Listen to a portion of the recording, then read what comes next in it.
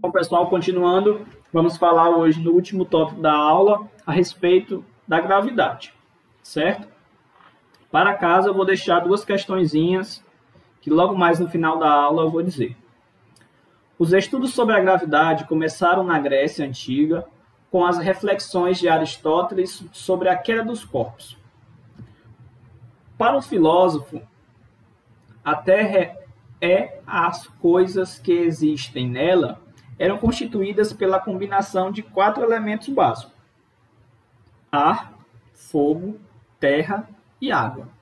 Em sua concepção, cada coisa teria seu lugar natural de acordo com os elementos que a acompanham.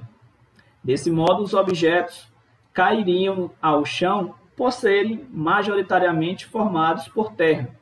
A fumaça subiria para o céu por ser formada principalmente por ar. As explicações de Aristóteles foram questionadas por alguns físicos de sua época, mas foram amplamente aceitadas pela física até o século XVII, ou seja, perdurou aproximadamente 15 séculos. Nessa época, o cientista Isaac Newton, que já se questionara outros conceitos de Aristóteles, desenvolveu uma nova compreensão sobre esse novo motivo da queda dos corpos. Diz a lenda que Isaac Newton estava sentado próximo a uma macieira quando viu uma maçã caindo e perguntou se a razão para a queda da fruta. Após refletir, ele supôs que a fruta caia ao chão porque havia uma força que a puxava para o centro da Terra. E essa força, pessoal, quem mantém todos os corpos perdurando em perfeito equilíbrio de acordo com o movimento de translação da Terra, a qual deu o nome de força da gravidade, certo? E intuitivamente ele criou que a força da gravidade é igual a 10 metros por segundo. Em conformidade com a lei da ação e reação de Newton, reconheceu que a maçã exercia uma força de atração sobre a Terra, do mesmo modo que o planeta exercia sobre a força na maçã. É aquele velho exemplo.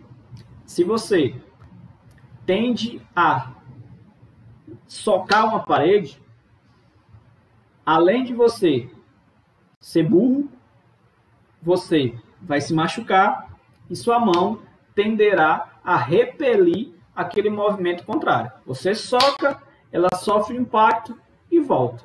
Ou seja, porque tem a questão da terceira lei de Newton, ação e reação. Desse mesmo modo, Newton concluiu que todo corpo que possui massa gera uma força atrativa sobre os corpos. Toda aquela questão do ímã gravitacional que cada corpo possui ao seu redor.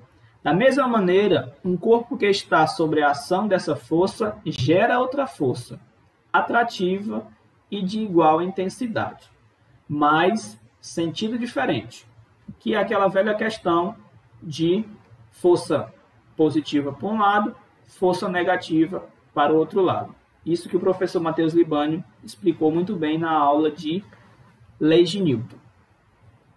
No entanto, o efeito da força atrativa entre dois corpos só é percebido quando um dos corpos envolvido possui uma massa bastante grande, e por esse motivo que não sentimos força de atração existente entre nossas mãos e um pedaço de papel.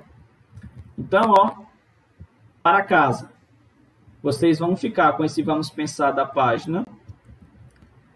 O astrônomo alemão John Kepler adaptou-se ao sistema heliocêntrico, desenvolveu o trabalho de grão-vulvo, aperfeiçoando as ideias do Copérnico, e as consequências ele conseguiu estabelecer 3 leis sobre o movimento dos planetas, que permitiram um grande avanço no estudo da astronomia. O que defendia a segunda lei de Kepler, certo? Só é apenas essa questão como atividade para hoje, para casa. Tenham uma boa tarde.